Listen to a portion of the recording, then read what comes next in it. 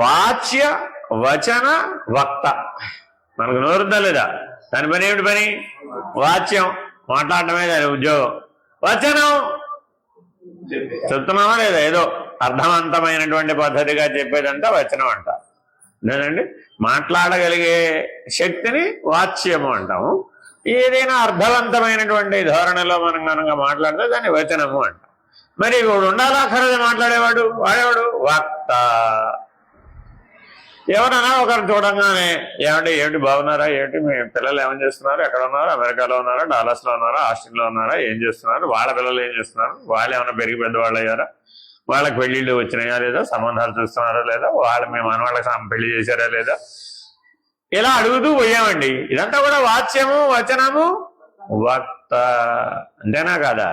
ఎందుకండి నీకు గొడవ? ఎందుకు నీకు గొడవ?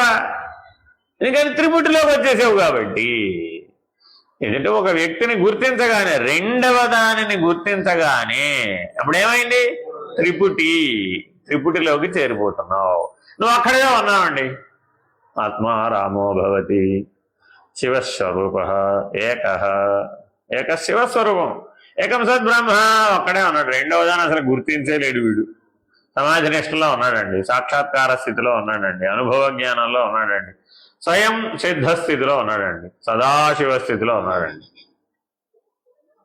ప్రపంచం లేదు, సంసారం లేదు, వృత్తి లేదు, దేవుడు లేడు, భోక్త లేడు, కర్త లేడు, సంగి లేడు, ఏది లేదు, క్రియలు లేవు, కర్తలు లేవు, ఎవరు లేరు. మరి అప్పుడు అలా ఉన్నవాడు కదా ముక్తి మోక్షం పొందినవాడు. రెండవ దానిని గుర్తించావంటే బంధ కారణము, భయ కారణము ఏర్పడిపోతుంది.